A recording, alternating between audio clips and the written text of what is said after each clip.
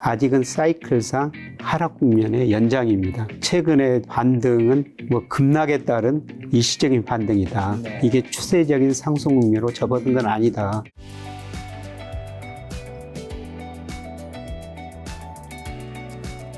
이번에 이제 부동산 좀 질문 좀 여쭤보려고 하는데, 매매가랑 전세가가 바닥을 찍고 오르고 있다고 하는데, 이제 저도 제가 2021년 11월에 집을 샀는데, 제가 굉장히 거의 오랜만에 한번 제 아파트 가격을 봤더니, 제가 정말 정확히 거의 고점이고, 바닥을 진짜 밑에 아주 가파르게 찍었다가 좀 반등을 했더라고요. 예. 이 현상이 이제 굉장히 좀 서울에서 많이 좀 벌어지고 있던데, 이게 데드캣 바운스인지 진짜 반등인지 이제 고민이 많으신 것 같더라고요. 요즘에는 전문가분들도 의견이 좀 팽팽한 것 같고요. 부동산은 우리 가계 자산의 74%를 차지하고 있거든요. 그래서 신중에 신중을 계속 말씀드릴 수밖에 없는데요.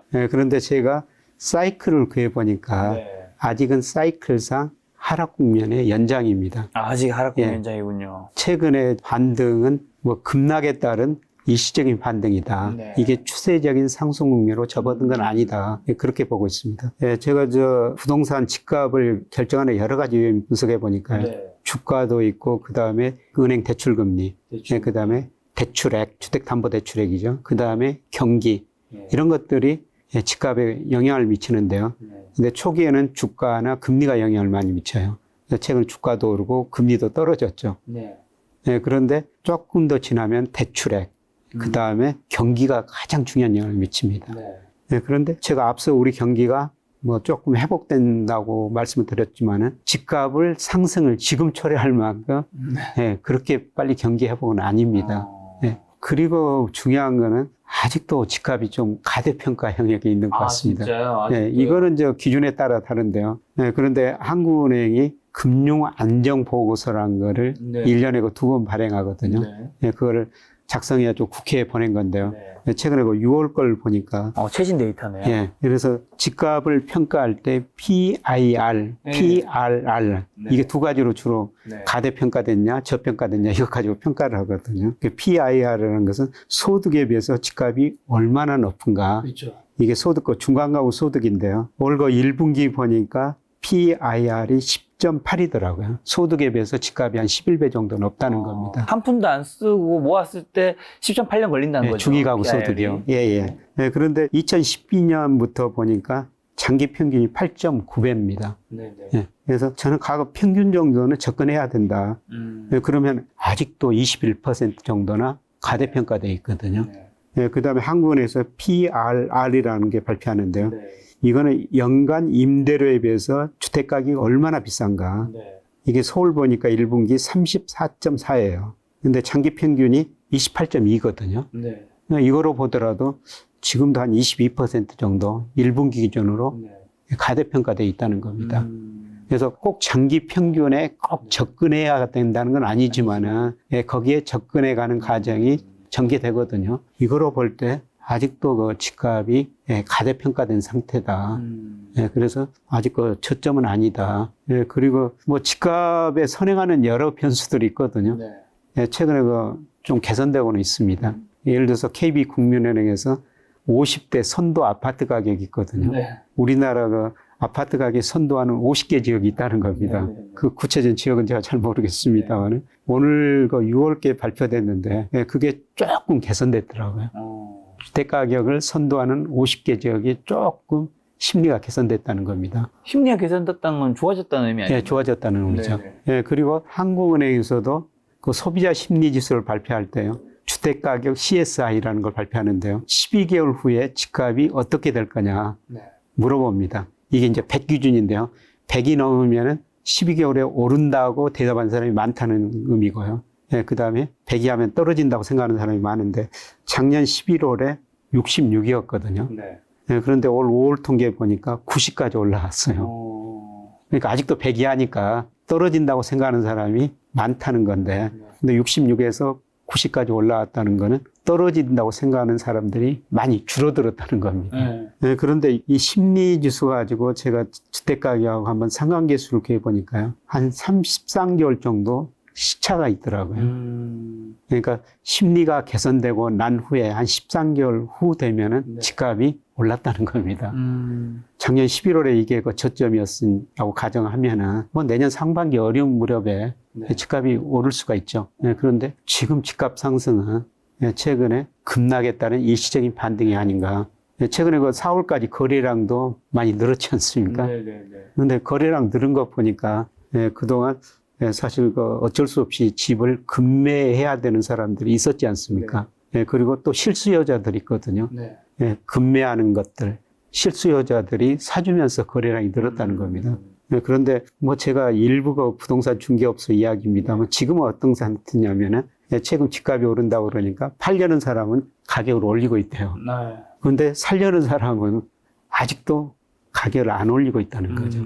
그래서 살려는 사람하고 팔려는 사람하고 가격 차가 이만큼 벌어져 있다는 겁니다. 그럴 것 같아요. 이게 좁혀져야지 이제 거래가 되지 않습니까? 그러니까 이게 이제 어디로 좁혀지냐에 따라서 어디로 집값이 좁혀지냐. 떨어지느냐, 오르느냐가 결정될 텐데. 그런데 경기나 여러 상황을 고려하면은 팔려는 사람들이 기다리다가 한 번 더 낮출 것 같습니다. 그러니까 방금 전에 집값이 내년 상반기에 반등을 할 수 있다고 말씀을 하신 게 맞나요? 예. 그 생각보다 좀 빨리. 심리지수로 하면. 심리지수로 했을 때. 심리지수로 했을 때. 그럼 여러 가지 교수님이 보신 데이터를 다 이제 통틀어서 봤을 때는 좀 언제쯤 이제 진짜 지금이면 교수님이 어쨌든 지금 바닥이 아니라는 거고 언제가 좀 바닥이 거라고 보시는 건가요?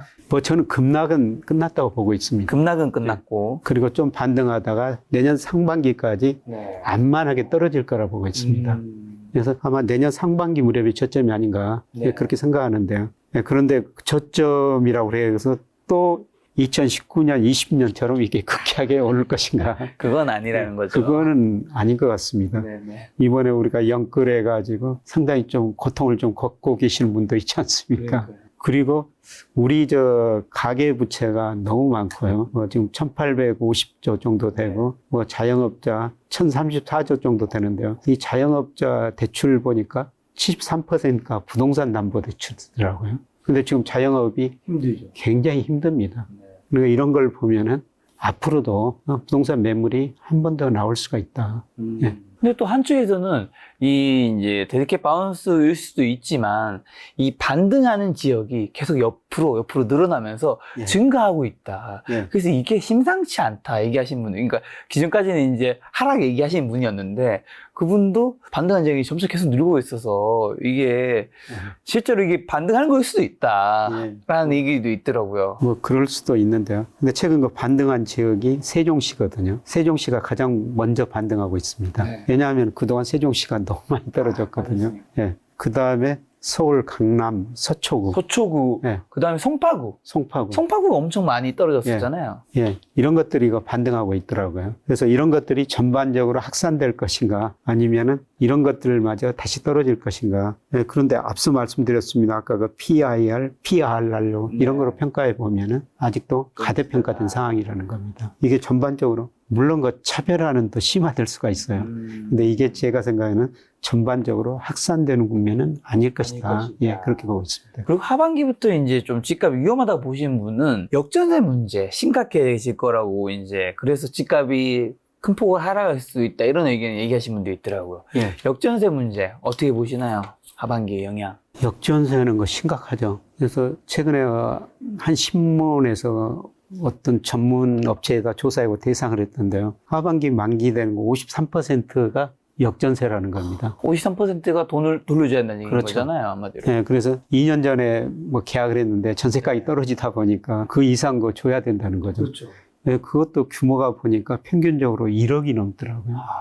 그게 큰 돈입니다. 그렇죠. 일반 가정에서 현금이 1억이 없는 집이 훨씬 많을 테니까. 그래서 오죽하면 정부가 그 규제 대상에서 제하지 않겠다 그러는데 DSR 규제까지 일부가 선별적으로 규제를 안 하겠다. DSR은 건 잘 아시다시피 그 소득에 비해서 40%까지만 대출해 준 거거든요. 그거를 일시적으로 특별한 그런 사람들한테는 그걸 안아해 주겠다. 뭐 이런 정도까지 나옵니다. 근데 제가 그 전세 가격하고 주택 가격하고 상관계수를 구해 보니까요. 전세 가격이 2개월 정도 선행을 합니다. 전세 가격이 올라야지 집값이 올랐다는 겁니다. 지금 전세 가격은 좀 그럼 앞으로 어떻게 될까요? 전세 가격이 뭐 현재까지는 계속 떨어지고 있어요. 그런데 6월 그 KB 국민은행 통계 보니까 전년 동월 대비 9%나 하락했더라고요. 역사적으로 9% 하락한 건 없습니다. 네. 전년 동월 대비. 네. 네, 그래서 앞으로 좀 마이너스 폭이 축소될 수가 있고요. 네, 그 다음에 뭐 강남 지역도 집값에 비해서 전세 비율이 최근 6월 통계 보니까 약간 반등했더라고요. 그래서 이런 거 보면은 전세 가격도 네. 이제 많이 떨어졌다. 많이 떨어졌다. 예. 그래서 조금 앞으로 반등할 가능성은 남아 있는데 그렇더라도 뭐 급하게 오를 가능성은 좀 낮아 보입니다. 최근에 또 미분양 주택도 증가폭 좀 둔화됐잖아요. 원래는 뭐 7만 가구 처음 돌파했을 때는 이제 곧 10만 가구 간다라는 얘기를 했었는데 그렇게 가진 않았던 것 같아요. 예, 지난 국토교통부 통계 보니까 지난 2월에 전국이 75,359채였었거든요. 맞아요. 예, 그런데 최근에 4월 달 보니까 71,365채로 예, 줄어들었어요. 네. 예, 서울이 2,099가구에서 1,058가구로 네. 뭐 절반 이상으로 줄어들었습니다. 특히 대구가 제일 많았었는데요. 대구도 좀 줄어들고 있고요. 네. 이런 거 보면은 급락은 없다. 그런데 이게 추세적인 상승은 아직은 아니다. 예, 그리고 아마 미분양 주택 이렇게 국토부가 건설업자들한테 신고를 받아가지고 발표하는데요. 이 신고 안 하는 건설업자들이 있다는 겁니다. 그래서 오죽하면 이거를 법으로 의무화해야 된다. 그런 이야기까지 나오지 않습니까? 예, 그래서 최근에 7만 5천에서 7만 1천으로 줄어들었습니다만은 뭐 지금도 상당히 높은 수준이거든요. 그래서 이걸 볼 때 아직도 뭐 집값이 추세적으로 상승 국면이라고 보기에는 좀 빠른 것 같습니다. 지금 그럼 미분양 아파트가 좀 늘어나는 도시들은 혹시 어떤 좀 공통점이 있을까요? 미분양 아파트가 이제 2월을 정점으로 예, 다 같이 좀 줄어들기는 줄어들고 있습니다. 그런데 상대적으로 어디가 많느냐? 이거는 대구거든요. 대구가 2월 달에 거의 14,000가구 정도 됐었어요. 예, 그런데 4월 보니까 13,000가구로 조금 줄어들기 시작했습니다. 대구가 이런 것 때문에 집값이 사실 제일 빨리 떨어졌고 대도시 중에서는 또 제일 많이 하락률이 크거든요. 그래서 대구 같은 데는 미분양이 이렇게 심각하고요. 예, 다음에 울산 같은데 예, 이런 도시가 미분양이 상대적으로 많습니다. 근데 서울은 1,000가구 정도밖에 안 되니까요. 서울은 상대적으로 양호하다고 볼 수가 있겠습니다.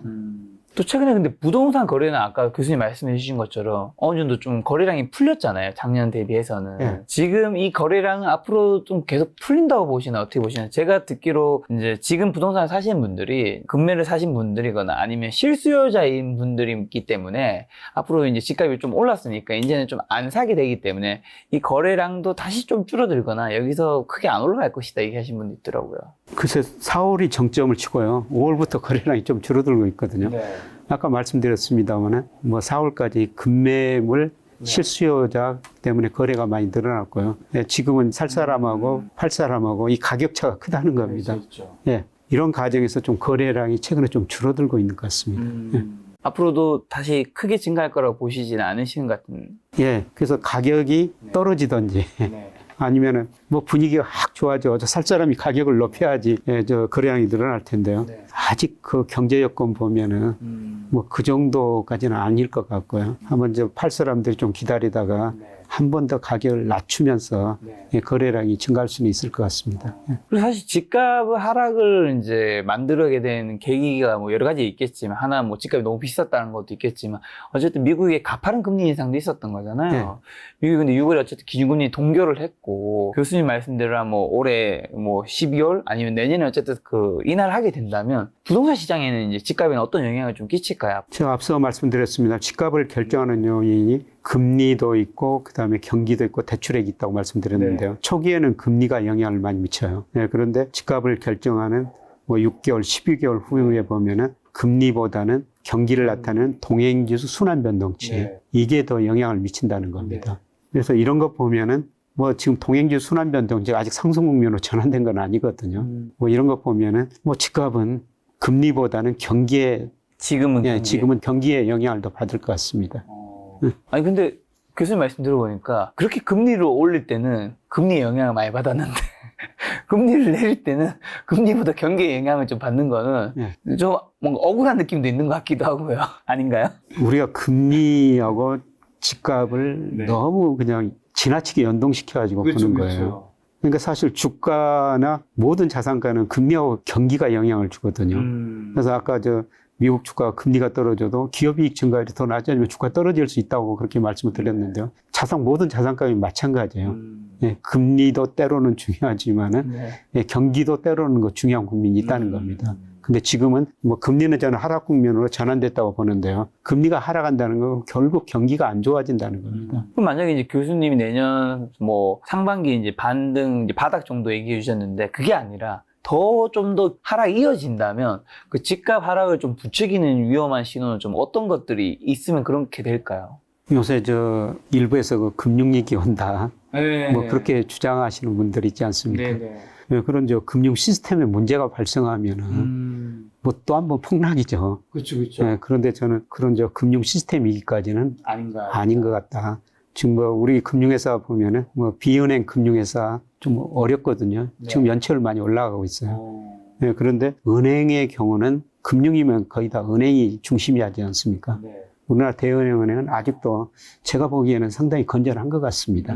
네, 그래서 전반적으로 뭐 금융 시스템 위기까지는 갈 가능성은 낮다. 그러면 뭐 건설사 파산이 이제 집값을 추가적인 하락으로 이어질 가능성은 별로 없나요? 일부 건설회사는 파산하겠죠. 그 다음에 일부가 PF들, 예, 지금 부실한 PF들, 부동산 가격이 여기서 더 계속 올라버리면은 부실한 건설회사도 견딜 수가 있고요. 예, 그 다음에 뭐 PF도 집값이 오르고 뭐 부동산 가격이 오르면은 다시 정상화될 수가 있는데요. 그러기에는 너무 빠르다는 겁니다. 예, 그런 거 일부 문제는 계속 발생할 텐데 그게 은행 위기까지는 가지 않을 거라는 겁니다. 저희 그럼 이런 모든 걸 반영했을 때 지금 무주택자분들과 1주택자분들은 좀 어떻게 해야 될까요? 뭐 저는 집은 사는 것이라고 생각하기 때문에 그냥 여유 자금이 있으면은 언제든지 집은 사서 사는 게 좋다고 생각하고 있거든요. 뭐 사이클을 우리가 정확히 맞출 수도 없으니까요. 맞추면 좋겠지만 예. 어렵죠. 근데 지금 뭐 투자 목적으로 집을 사는 시기는 아니다. 특히 그 돈을 빌려가지고 사는 시기는 아니다. 네, 그리고 뭐 사실 뭐 저희 제자들도 이제 직장 들고 결혼하고 뭐 집이 있어야 되지 않습니까? 그게 물어보는데 조금 내년 상반기까지는 좀 여유를 갖고 한번 기다려보자. 아직까지 급할 필요는 없다. 예, 이렇게 좀 기다려보자. 이런 조언을 하고 있습니다만은, 예, 사실 이거는 잘 누구도 모르는 일이죠. 예. 1주택자분들은 뭐 지금 이 상황에서는 뭐 기다리는 게 더 나은 거겠죠, 당연히. 1주택자는 그냥 사는 것이니까 네. 그냥 사는 집으로 가지고 있어야 되죠. 근데 뭐 투자 목적으로 집을 산다. 그런 시기는 아직은 아니라는 겁니다. 그러면 뭐 갈아타기로 상급지로 가는 건 어떻게 보시나요? 예, 그거는 뭐 바람직하죠. 예, 그런 거는 뭐 상급 지역에서 앞으로 차별화는 또 심화될 테니까 뭐 이럴 때 부동산 경기가 안 좋을 때 뭐 더 좋은 지역 이런 거로 옮기는 거는 바람직스러워 보입니다. 그럼 이제 투자 수요인 결국 이제 다주택자분들이 움직여야 집값 반등이라든 뭐 이런 게 일어날 수 있을 텐데 다주택자는 좀 언제쯤 움직일 수 있다고 보시나요? 그거는 제가 잘 모르겠는데. 근데 추세로 보면은 뭐 그분들 돈이 어디로 가느냐. 돈이라는 게 눈이 있어 똑똑하니까. 예, 그런데 뭐 거시경제 여건으로 보면은 예, 지금 그런 돈들이 주택시장으로 들어가기에는 너무 빠르다. 부동산으로 들어가기에는. 그렇죠. 오히려 그 주식시장으로 먼저 들어올 것 같습니다. 그래서 주식시장이 먼저 들어와줘. 주가가 상당히 오른 후에 뭐 그 다음에 부동산 시장으로 돈이 들어가지. 뭐 지금은 뭐 그쪽으로 돈이 많이 들어가질 것 같지는 않습니다. 그럼 교수님께서 내년 상반기에 뭐 바닥을 얘기해 주셔서 내년에 갔을 때 진짜 만약에 바닥 근처에 왔을 때 이게 지금이 바닥이라는 걸 좀 알 수 있는 그때 판단할 수 있는 지표 같은 건 좀 있을까요? 뭐 거래량을 봐야 되겠죠. 거래량이 이제 예. 올라가는 거겠죠. 예, 거래량이 이제 추세적으로 지금 거래량이 올랐다가 다시 떨어지고 있는데요. 네. 뭐 거래량이 올라가고 경기가 좋아진다는 신호가 많이 나야 되겠죠. 예. 거래량이 올라가고 경기가 좋아지고 뭔가 가격도 좀 올라가야 되는 거겠죠? 그렇죠. 뭐 거래량이 증가하고 경기가 좋아지면 당연히 이제 가격도 올라가게 되죠. 그래서 세계에서 주관으로 우리 집값을 발표하는 나라가 없거든요. 아, 진짜요? 예, 없습니다. 근데 우리나라는 주관으로 집값을 발표하지 않습니까? 그래서 우리나라는 다른 어떤 나라보다도 뭐 주관으로 집값이 발표하기 때문에 뭐 그런 데이터를 보면서 조금 뭐 집값 추세를 보시는 게 좋을 것 같습니다. 자, 교수님 오늘 이제 돈이 어디로 가는가가 굉장히 중요하다. 요 이야기를 좀 많이 해주셨는데 그러면 지금 돈은 좀 어디로 가고 있는지 요도 여쭤보고 싶고요. 그 다음에 어디로 가는지 우리가 알려면 어떤 걸 봐야 할까요? 개인분들이. 한국은행에서 매월 그 통화 동향을 발표하거든요. 아, 네. 네, 거기 보면 이제 돈이 어디로 옮겨가는지 알 수가 있어요. 네. 네, 그런데 작년에는 이제 은행 금리가 5% 줬기 때문에 가계 돈이 은행으로 많이 몰려갔거든요. 네, 그런데 5% 금리가 지금 3.5%, 조만간 한 2% 후반으로 진입하게 될 거예요. 네. 그러니까 은행으로 이제 돈이 덜 들어가고요. 네, 그러면 그 돈들이 어디로 가느냐? 단기 부동자금이라고 그러는데요. 네. 특히 저 MMF로 최근에 좀 들어왔었어요. MMF가 작년에 150조까지 떨어졌었는데, 네. 뭐 최근에 그 180조 안팎, 한때 200조까지 간 적도 있었어요. 네. 예, 그리고 주식형 펀드, 그 다음에 고객 예탁금, 이런 식으로 돈이 좀 느리지만 서서히 이거 들어오고 있거든요. 네. 그래서 저는 작년에 은행으로 들어갔던 자금이 올해는 주식으로 들어올 것이다. 예, 그리고 이제 주식시장이 상당히 오르면은 그 돈이 이제 부동산 시장으로 갈 수가 있겠죠. 예, 그런데 부동산 시장으로 가기는 너무 힘든 시점이고요. 은행 금리가 낮아지면서 그 돈이 이제 수익률을 찾아가지고 지금 단기 부동자금으로 서서히 모이고 있는데 이것들이 우선 그 주식시장으로 들어오리라고 보고 있습니다. 그래서 3분기 때는 주식시장에 저희가 포커스를 좀 둬야 되겠네요. 예, 그렇습니다. 자, 그러면 가시기 전에 개인 투자자분들 지금 좀 어떤 전략으로 시장에 대응해야 하는지랑 그다음에 마지막으로 하고 싶으신 말씀이 있다면. 예, 저는 뭐 3분기에 주가가 조정이고 4분기 내년 상반기까지는 뭐 주가가 오르는 국면이다. 네. 예, 그래서 아마 3분기 조정 때 우리가 저 여유 자금이 있다면은 네. 예, 주식 비중을 가장 많이 늘려놓으시는 게 예, 좋을 것 같습니다. 예, 그것도 어떻든 뭐 느리지만은 경기가 부분적으로 뭐 올 4분기 내년 상반기에는 회복되는 전율이 부분적으로 나타났기 때문에 네. 뭐 올 상반기에 많이 올랐던 경기 관련주가 아마 조정을 보일 겁니다. 예, 그런 업종 중심으로 올 4분기하고 내년 상반기까지는 예, 주식 비중을 상대적으로 좀 과도할 정도로 좀 높여도 저는 된다고 보고 있습니다. 교수님 말씀대로 3분기가 되었을 때 만약 주가가 이제 조정을 겪고 있는데 막상 이제 교수님 지금 말씀을 들으면 3분기 때 주식을 사야지 싶지만 조정이 시작되면 사람들은 이제 떨어질 때는 막 사기가 좀 무섭잖아요. 이게 진짜 조정인지 폭락인지 그때 가서 알 수 있는 거 구분할 수 있으려면 좀 어떻게 하면 좋을까요? 그거는 역시 경기를 봐야 되죠. 그래서 제가 선행지수 순환변동 제가 조만간 저점을 칠 것이다. 네. 선행지수 순환변동가 저점 치고 올라가면은 이게 추세적인 하락이 아니라는 거죠. 네. 상승 과정에서 일시적인 거 조정이라고 볼 수가 있겠습니다. 네. 그래서 이런 거시경제 흐름, 이거 선행지수 순환변동치 이런 것을 지켜보면서 의사결정을 하시는 게 좋을 것 같습니다. 알겠습니다. 교수님 말씀 들으니 2023년 하반기는 이제 금리가 아니라 경기가 시장을 주도하는 것 같다는 생각이 드네요. 예, 그렇습니다. 그리고 지금은 이제 3분기 조정 때 살 수 있는 현금을 모아야 되겠다는 생각도 들었습니다. 교수님과는 또 3분기 때 한번 시간 마련하도록 하겠습니다. 오늘 만날 손님은 김영혁 교수님이었습니다. 지금까지 여러분 소중한 시간 함께 해주셔서 정말 감사합니다. 오늘도 김 작가였습니다. 고생 많으셨습니다. 고맙습니다.